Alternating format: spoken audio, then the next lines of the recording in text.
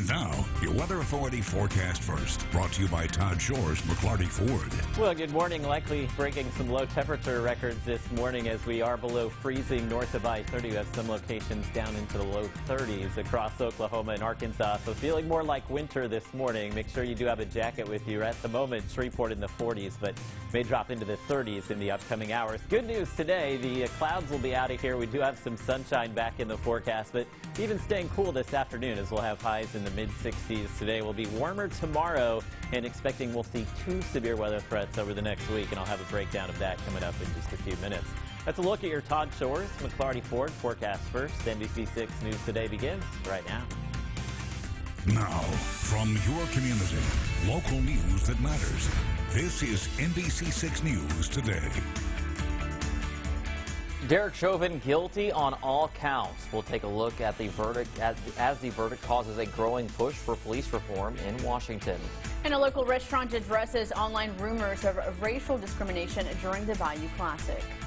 Good morning and thanks for keeping it local with NBC 6 News Today. I'm Brad Cisak. And I'm Fernanda Hernandez. A well-known downtown Shreveport restaurant is dealing with backlash on social media. That's our top story this morning. Management of the Blind Tiger restaurant says they closed this past weekend with the Bayou Classic in town for construction. But some don't believe that's the case, saying the closure was due to racial discrimination. NBC 6's Darren Todd explains both sides. We understand how it looks now, but it was not motivated in any way by any kind of racism. The popular downtown eatery Blind Tiger stirred up a lot of controversial conversation in the past 72 hours, and not in a good way. Optics are everything, man, and it looked as though that this particular business did not want to do business with the patrons of the Bayou Classic, who are typically predominantly black. Blind Tiger's management says that they were closed to fix damage to the building after a car ran into the building back in March. It's just kind of how it started out, and then when we chose the weekend, we didn't realize that was what was going on that weekend. Taylor Jameson is with the Shreveport-Bossier African American Chamber of Commerce. He says it was a historical moment for the city and for any local restaurant to capitalize from, but questions as to why the restaurant closed at that time. We're used to seeing that down in New Orleans because that game has been played down there for so many years. But seeing that in your own community, it hurts a little bit different. The restaurant industry, especially after all of the COVID restrictions that we've had, and ironically, you're missing out on the busiest weekend to date for this year. And we said, you know what, let's let these guys, we'll get it fixed, let our guys have a weekend off, and do it. Again, there was no intent. I mean, it's poor judgment, I would say. Now it is, but at the time it seemed like we were doing something, to help everybody out. Jameson says that he's been to the restaurant many times before, but now he's just processing it all. It's hard to say just don't support them without them trying to explain themselves, but we'll see. We'll see.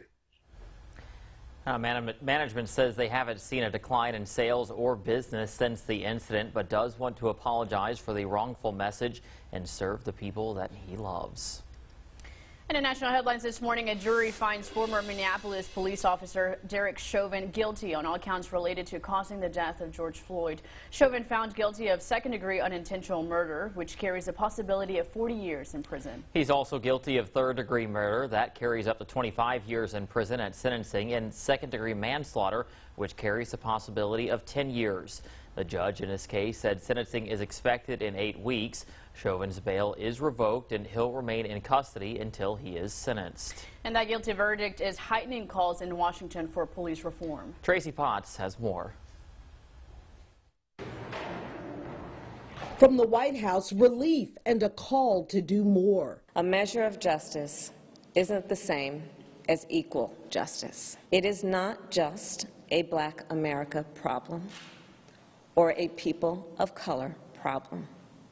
It is a problem for every American. Nothing is going to make it all better, but at least God, now there's some justice. Right. After speaking with Floyd's family, President Biden urged Congress to pass the George Floyd Justice in Policing Act. This takes acknowledging and confronting head-on systemic racism and the racial disparities that exist in policing and in our criminal justice system. I can't breathe. Those are George Floyd's last words.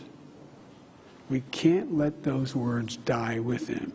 Relief, too, on Capitol Hill. Thank God the jury validated what we saw. So today, I am relieved. Today, I exhale. The bill is passed. Democrats who sponsored the bill banning chokeholds, no-knock warrants, and ending immunity for police say it's just a first step. We are hopeful that today will be the catalyst to turn the pain, the agony, the justice delayed into actions that go far beyond today. Agony and anger. Verdicts are not a replacement for policy change. Congresswoman Alexandria Ocasio-Cortez live on Instagram urging Congress to make police reform a priority.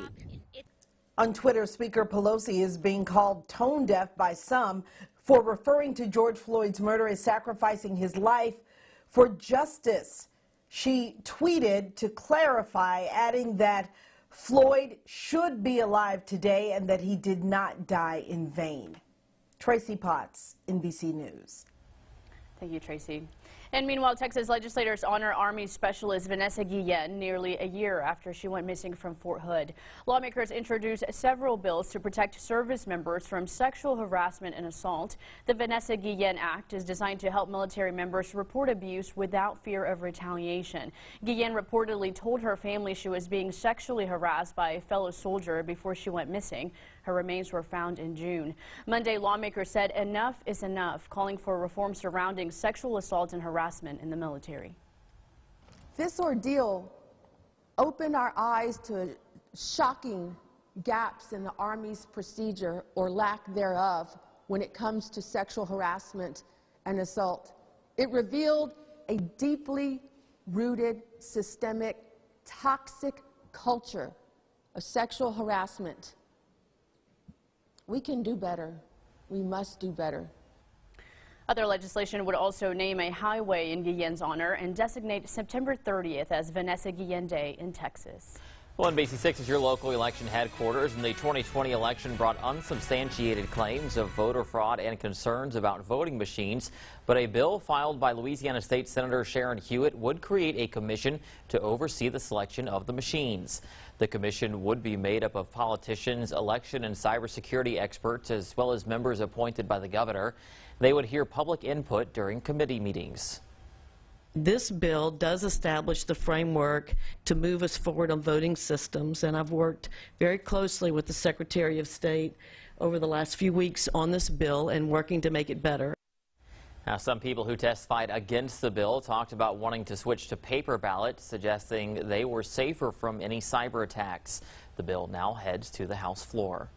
And City Council in Bossier discusses an expansion of a noise ordinance to include motorcycles. And the idea is introduced by Councilman Jeffrey Darby. He says an existing city ordinance already covers loud music coming from homes and cars. Darby's proposal would add motorcycles, stopping them from blasting music along roadways and next to cars. He says it's about promoting a peaceful noise level and public safety. We think about noise all the time, and when you're traveling, you can be easily distracted. And when a motorcycle is next to your vehicle, blasting their music, and we have, of course, road rage all the time, people can easily get upset. And if passed, the ordinance would have offenders facing a fine of $200 and potentially losing their driver's license for up to 30 days. Well, coming up, it's going to be sunny today, but thunderstorms are returning soon. Meteorologist Josh Marcis has more in the full forecast. And what we call an average weather day could soon get a new meaning. We tell you what we mean by that right after the break.